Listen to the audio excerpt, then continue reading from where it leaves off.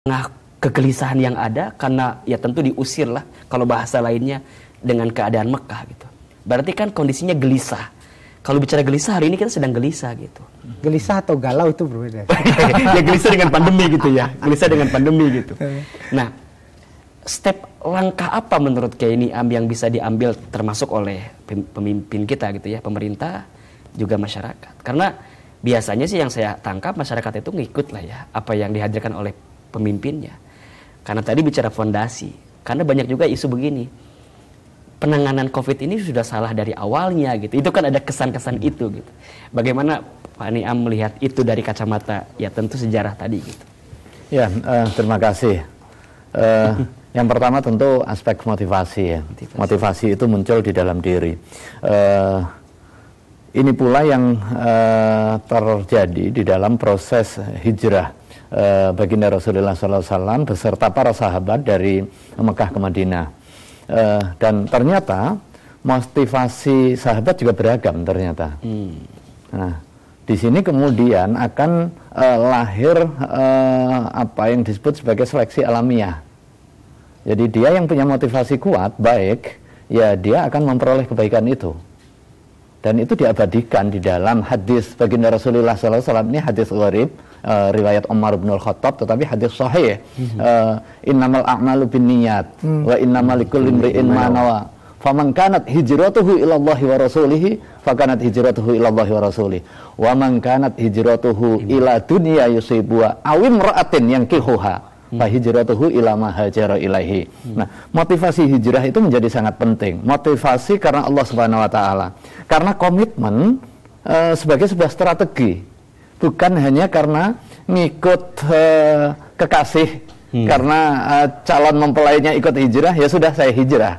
Nah, motivasinya motivasi duniawi, atau karena di Mekah saya nggak punya properti, lumayan lah di sana, nanti ada yang jamin misalnya. Itu dia akan dapat hanya persoalan duniawinya, kalau toh dapat. Kalau urusan ukhrawinya pasti nggak dapat. Nah, artinya motivasi hari ini harus muncul dari kesadaran internal kita. Kita berperilaku hidup bersih dan sehat bukan karena nggak enak sama pimpinan. Kita pakai masker bukan karena nggak enak pimpinan, karena ada kesadaran. Kita punya tanggung jawab individu. Pemerintah ngasih perintah untuk physical distancing, PSBB dan berbagai kebijakan. Itu murni kepentingannya ada kepentingan kemaslahatan, bukan agenda tersembunyi. Nah, sementara seringkali muncul meme, kemudian disinformasi, ini gara-gara pengen keuntungan ekonomis dagangnya perusahaan vaksin misalnya. Nah, di sini penting menurut hemat saya ada kesamaan pandang, ada niat yang tulus dan ada komitmen bersama. Termasuk di dalam aktivitas publik, regulasi, jangan sampai kemudian itu juga dijadikan momentum agenda personal atau agenda kelompok, mumpung orang enggak. Nah, ini lagi-lagi persoalan persoalan integritas, persoalan trust, kepercayaan. Kita bangun kepercayaan secara bersama-sama dengan uswah, dengan keteladanan. Ditahan nih, dengan uswah dan keteladanan. Karena mohon maaf, banyak orang menjadikan protokol kesehatan itu sebagai citra gitu ya, bukan kesadaran tadi. Nanti kita bahas kembali. Pemirsa, tetap di sini di Serambi Islami TVRI.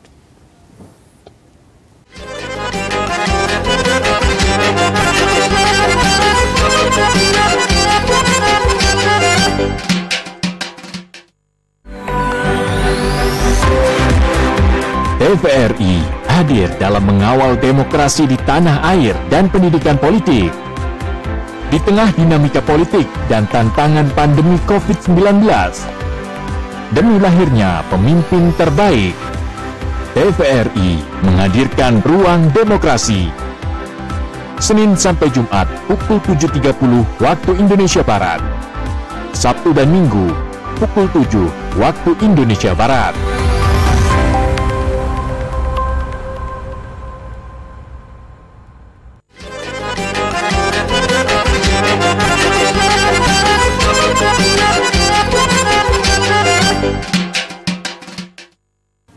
Terima kasih pemirsa, masih bersama kami di Serambi Islami TVRI, media pemersatu bangsa. Dan kita masih membahas tentang aktualisasi hijrah di tengah pandemi. Saya ingin kembali lanjutkan ke Pak Kiai Niam tadi, bahwa dalam konteks ini harus ada kesadaran dari semua pihak gitu ya. Termasuk ketika kita mengindahkan dari protokol kesehatan pun bukan hanya sekedar citra gitu ya. Tapi memang ini adalah awareness untuk bersama. Ada keteladanan atau uswah. Boleh dilanjutkan Pak? Ya, terima kasih. Termasuk juga soal isolasi mandiri, soal karantina. Itu bukan hanya soal kepatutan atau tuntutan, tetapi itu pada hakikatnya tuntunan. Rasulullah SAW sendiri juga mengajarkan itu. Bagaimana ketika seseorang mengalami wabah, ya jangan melakukan aktivitas yang potensial tertular atau menularkan. Hadis baginda Rasulullah, hadis yang terkait dengan taun yang sangat terkenal ya. Idza sami'tum bit-taun bi ardin fala tadkhuluha. Apabila kau mendengar di satu kawasan ada wabah, ada taun, ada pandemi, ada COVID-19 hari ini, jangan masuk ke situ. Jangan ada daerah dipetakan oleh pemerintah merah, kita paksakan masuk, merasa saya gagah, saya kuat. Itu tidak sesuai dengan tuntunan. Nah, sebaliknya, wa idza waqa'a bi ardin wa antum fiha fala takhruju minha. Kalau wabah itu terjadi di satu kawasan, kamu berada di dalamnya, ya sudah kamu lokal lockdown, kamu berdiam diri di situ. Itulah hakikat penerjemahan konsep karantina, kemudian isolasi mandiri itu memperoleh basis keagamaan yang diajarkan oleh baginda Rasulullah SAW sebagai salah satu ikhtiar untuk memutus mata rantai itu. Bukan kita menyerah pasrah, atau bukan kita mendahului takdir. Pada saat kasus ini kan muncul perdebatan memang di kalangan sahabat. Ada informasi di satu daerah ada wabah, udahlah jalan aja, mati itu di tangan Allah Subhanahu Wa Taala. Kan berarti kita takut, nih syirik ini gitu kan. Tapi kita berada di dalam sunnatullahnya. Memang benar kematian di tangan Allah Subhanahu Wa Taala, tapi kita tidak boleh melakukan aktivitas yang menyebabkan kematian. Kita bunuh diri, atau kita melakukan minuman keras, mabuk-mabukan, kemudian narkotika, dan seluruh aktivitas yang membahayakan diri itu terlarang. Bukan karena itu babnya soal mati, yang penting Allah Subhanahu Wa Taala kekuasaannya. Kalau saya minum minuman keras nggak ditakdirkan mati, kan nggak mati. Kan Allah Subhanahu Wa Taala yang kita jalan saja, kalau Allah takdirkan mati ya mati. Nah, ini kan kadang logika dibalik-balik begitu. Di tengah masyarakat kan muncul seperti itu, tidak hanya soal wabah Covid, tapi soal orang yang biasa mabuk dibilangin bahaya. Orang yang di masjid zikir terus saja juga banyak yang mati, kan kadang begitu logikanya dibalik-balik.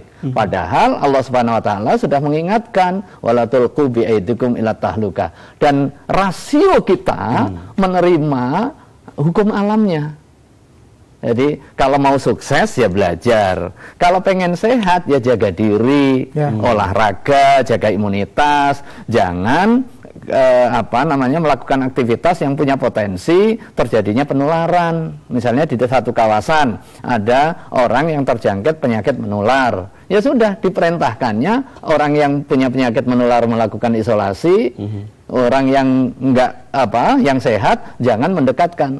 Sampai kemudian kepentingan ibadah pun itu tidak dibenarkan kalau itu menyebabkan kerugian. Orang kena positif nih, atau dia punya penyakit tertentu yang bisa menularkan kepada orang lain, kita datang, kita sholat Jumat bareng-bareng, niatnya kan baik, tetapi kalau dampak yang ditimbulkan nggak baik, ini juga terlarang begitu. Baik. Jadi memang bicara Islam itu bukan bicara sekedar nafsu gitu ya, bahwa oh ini saya menunjukkan ibadah terbaik gitu kan, tapi harus ada dalil, harus ada reference yang bisa menguatkan ibadah itu gitu. Dan memang konsepnya adalah la dororo wala diroro, jangan memadorotkan dan juga jangan mendatangkan madorot buat kita pribadi juga gitu. Nah saya ingin ke Pak Willy lagi gitu, dengan konteks hijrah ini kan berarti ini adalah milestone kalau menurut kita gitu ya, bahwa dengan adanya pandemi Allah mempercepat proses kita untuk hijrah, mempercepat proses bangsa ini untuk berubah ya, dengan kondisi yang tentunya lebih baik gitu.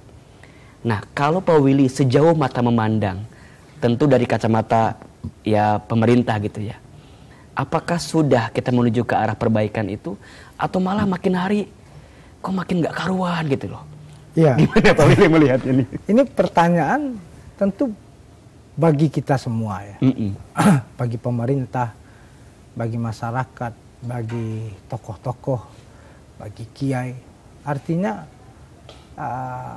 sejauh apa ini bisa menjadi titik balik, menjadi lompatan, apakah ini akan memperburuk atau benar-benar melahirkan sebuah kualitas yang baru.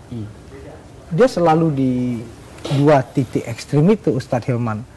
Kalau krisis ini kan benar-benar menampakkan, mengekspresikan sesungguhnya wajah kita.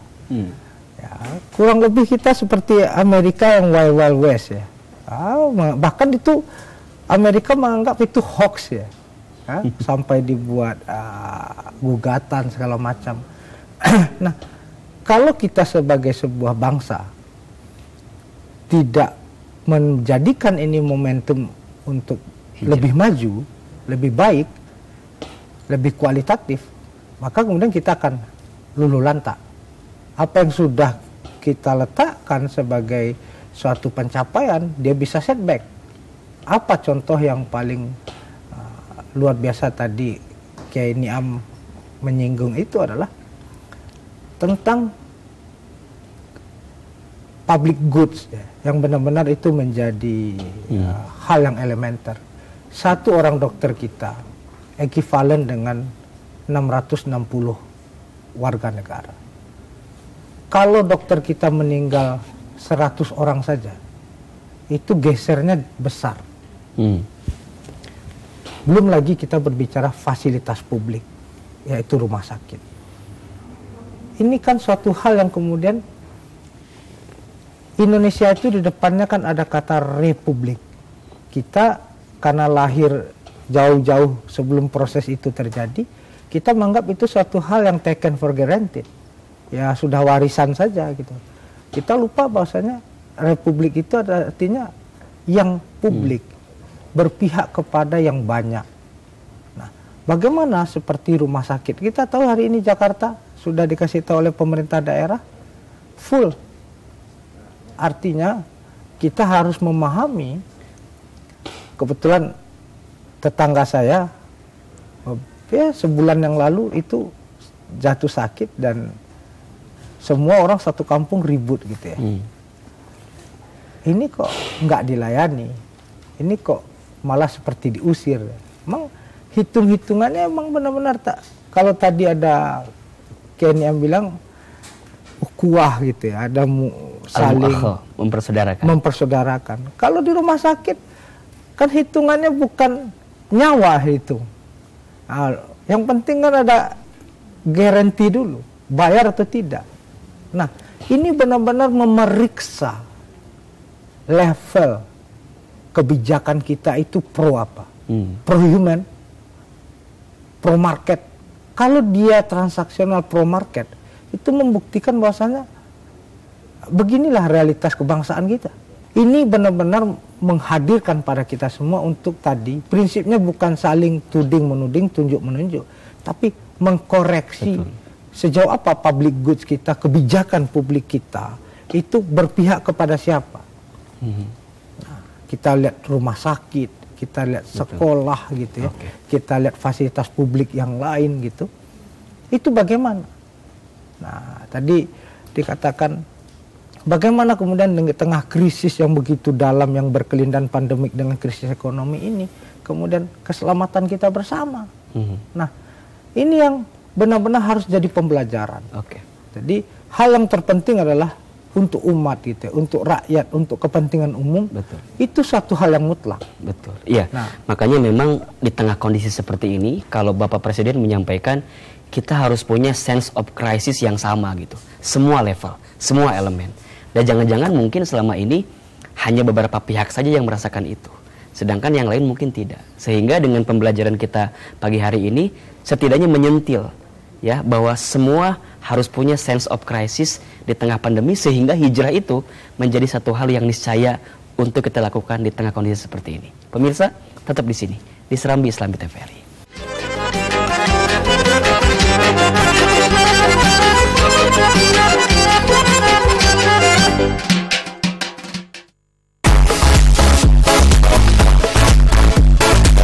Obrolan tentang kesehatan, ragam topik menarik seputar pola hidup sehat, mengenali berbagai gejala penyakit dan cara penanggulangannya. Hai, saya Dok Bun. Saya Dok ya. Kami berdua ada di Indonesia Sehat. Karena sehat itu asik. Mau sehat? Selalu saksikan Indonesia Sehat. Tiap hari Senin sampai Jumat pukul 14 waktu Indonesia bagian Barat. Hanya di TVRI.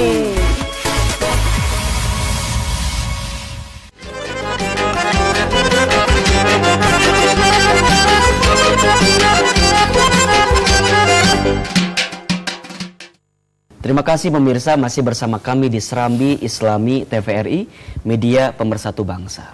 Hijrah itu artinya melangkah, berubah, berpindah dan meninggalkan. Kita melangkah menuju arah yang lebih baik. Kita berubah menuju kebiasaan yang baik. Kita berpindah menuju zona yang lebih baik, dan kita pun meninggalkan semua yang tidak baik.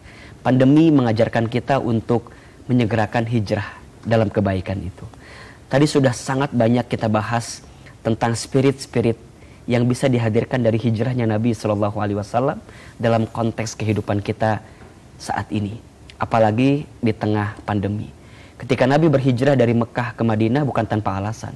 Memang ada kondisi yang ketika itu sulit luar biasa. Kalau bahasa Pak Willy tadi, gelisah atau galau itu berbeda gitu. Ya mungkin juga sama. Semua keadaan kita hari ini sedang merasakan kegelisahan yang sama, kegalauan yang sama tentang pandemi ini. Nah, ini Pak Willy, Pak Kiai Niam, biasanya di sini kalau tidak pandemi ini ada banyak jamaah, mungkin hampir 100-an orang lah gitu. Nah, karena sekarang kita PSBB seperti ini, jadi pertanyaannya melalui sosial media gitu ya. Saya ingin bacakan beberapa pertanyaan. Pertama, ini ada pertanyaan bagus sekali. Assalamualaikum Ustadz. Waalaikumsalam. Kalau kita bicara hijrah, ini adalah bahasa yang sedang tren saat ini, apalagi di tengah milenial. Kalimat hijrah ini di sosial media menjadi buah bibir yang cuitannya banyak sekali digunakan. Sebenarnya hijrah yang sekarang terjadi itu sudah sesuaikah dengan hijrahnya Nabi ketika itu atau tidak? Oke. Ini menarik. Kan hijrah sekarang Pak, mungkin di 10 tahun terakhir itu menjadi apa ya? Menjadi idiom yang sangat sering kita dengar gitu. Orang berubah, hijrah dan segala macam. Tapi ada orang yang memaknai hijrah ini secara kebablasan. Ujungnya jadi ngiri banget atau nganan banget gitu loh. Sebenarnya saya ingin ke Pak Kiai ini, gimana nih hijrah yang benar itu sebenarnya seperti apa gitu? Ya, terima kasih. Hijrah fisik, perpindahan dari tempat ke tempat, dan itu ditandai oleh baginda Rasulullah SAW hijrah dari Makkah ke Madinah. Kemudian secara maknawi Rasulullah menegaskan al-muhajiru man hajara ila manahallahu anhu. Hakikat orang yang berhijrah itu adalah orang yang bergerak meninggalkan apa yang dilarang oleh Allah Subhanahu wa taala. Cuma memang term hijrah itu kemudian disimplifikasi oleh sebagian orang di dalam pengertian yang kemudian menyebabkan sisi-sisi garis pembeda serta pendekatan yang bersifat eksklusif. Tentu kalau komitmennya berubah menjadi lebih baik, ya itu memang hakikat hijrah. Misalnya orang yang biasa nggak sholat kemudian dia sholat, biasa mabuk-mabukan dia berhenti mabukan, biasa pergaulan bebas kemudian dia bergerak menjadi lebih taat ke agama, biasa nggak pernah ke masjid dia komunitas ke masjid.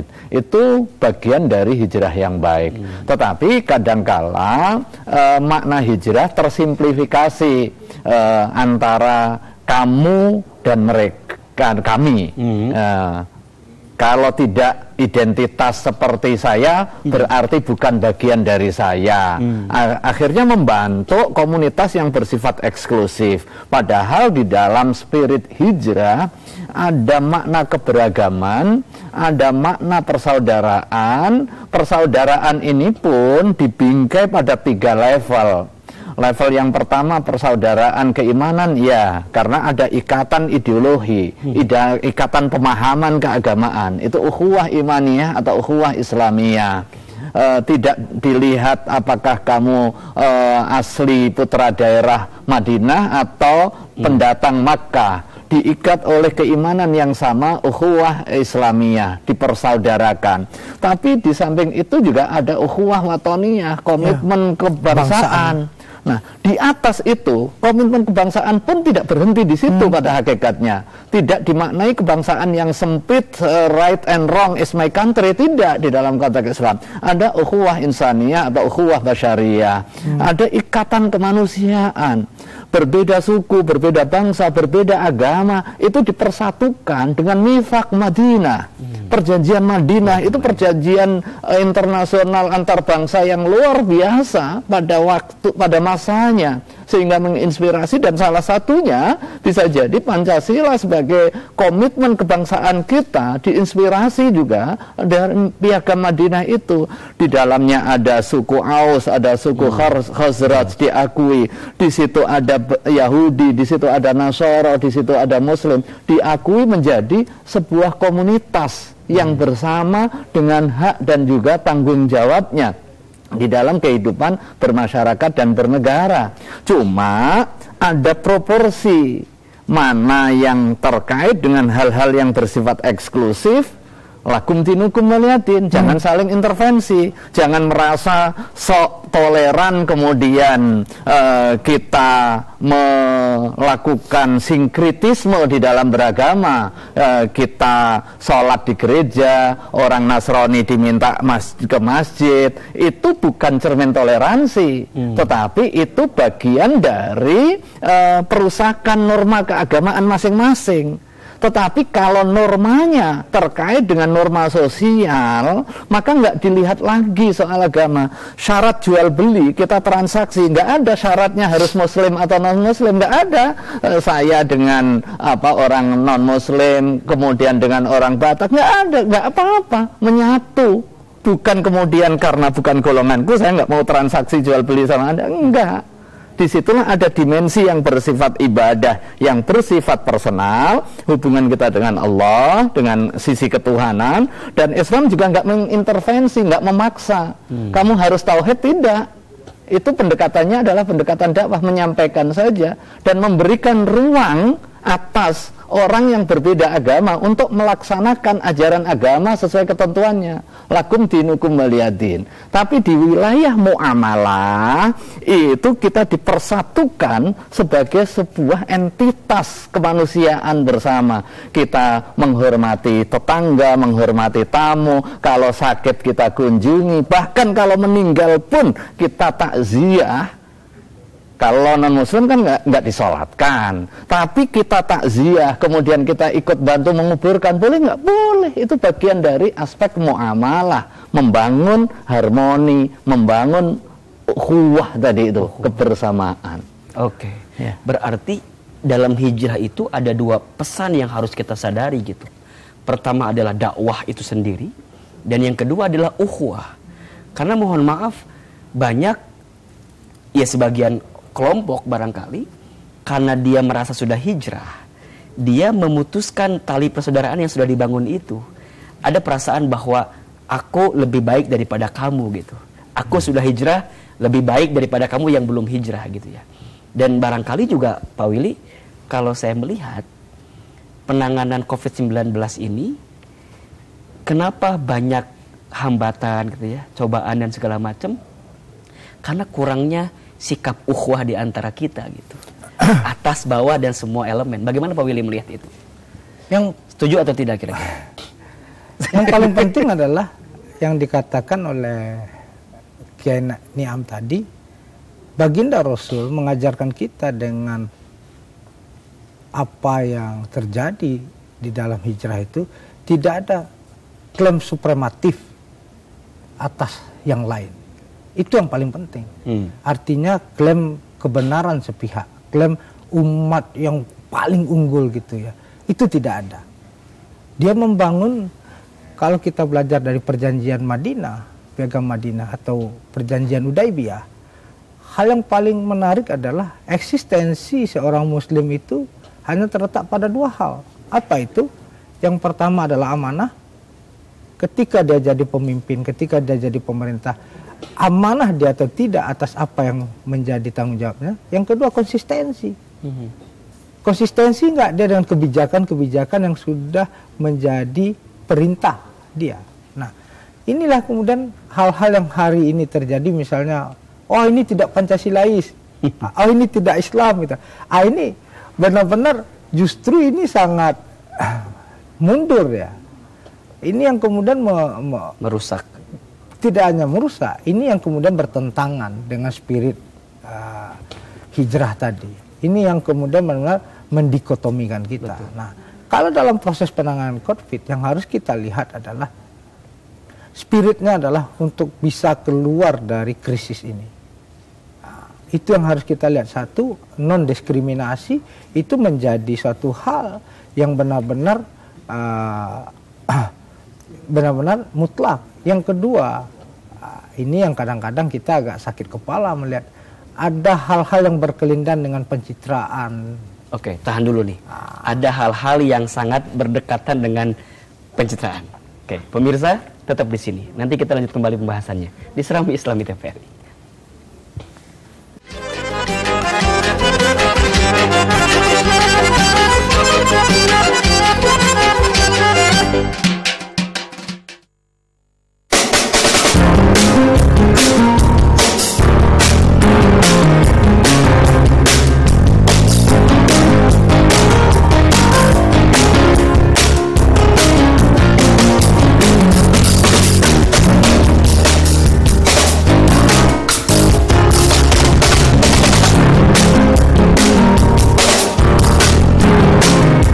Dipersembahkan oleh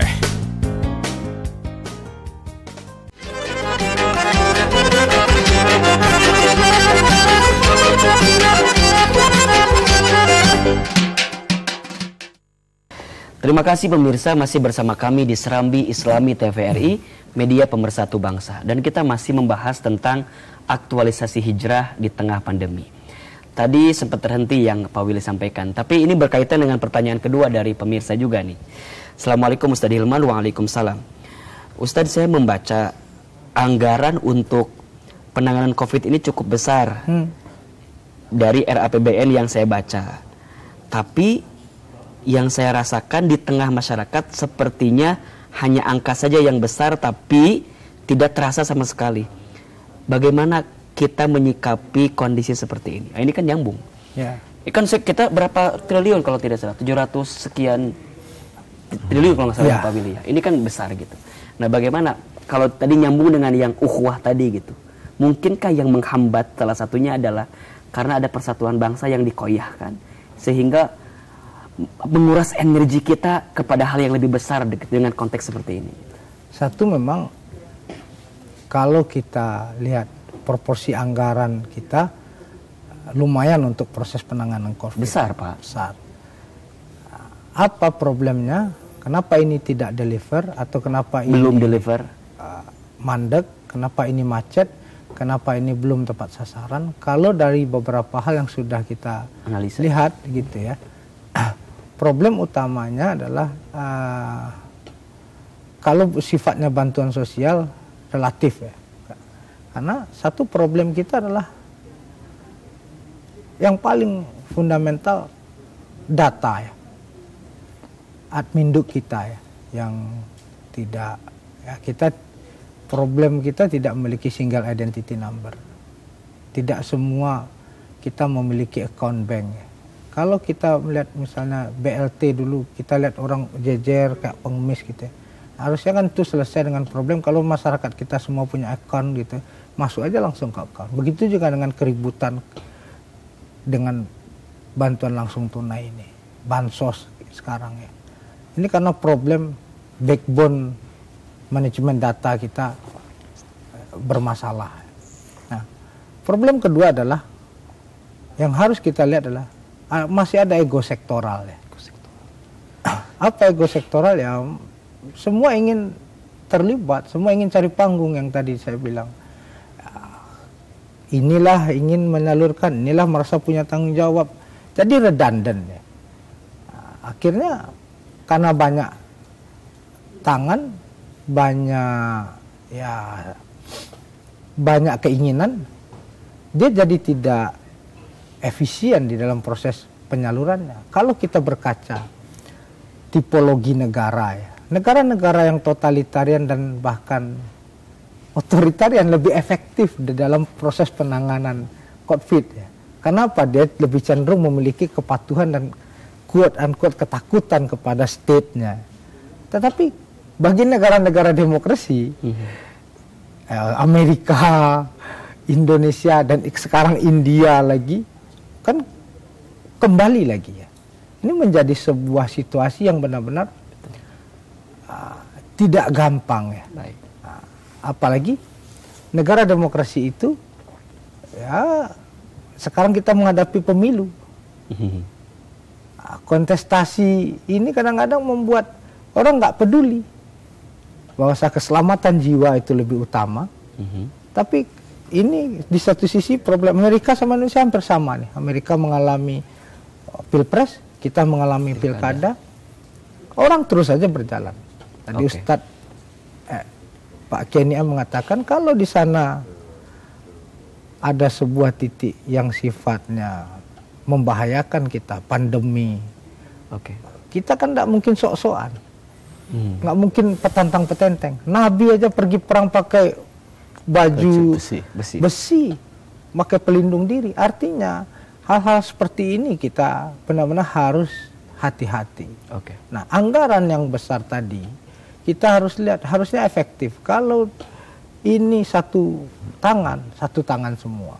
Jangan kemudian saling ya, kalau pemerintah pusat sudah kasih alokasi, pemerintah daerah mau niban atau bahkan hal yang paling kemudian tidak menjadi satu yang mendidik adalah ketika terjadi saling saut-sautan antara pemerintah pusat dengan pemerintah daerah gitu. Ini jadi hal yang tidak mendidik. Berarti banyak yang harus kita evaluasi. Nah, ingin ke Pak Kiai Niam saya nih. Pak Kiai Niam, kalau kembalikan kepada cara Islam gitu ya, yang terbaik di tengah pandemi ini, bagaimana proses percepatannya gitu?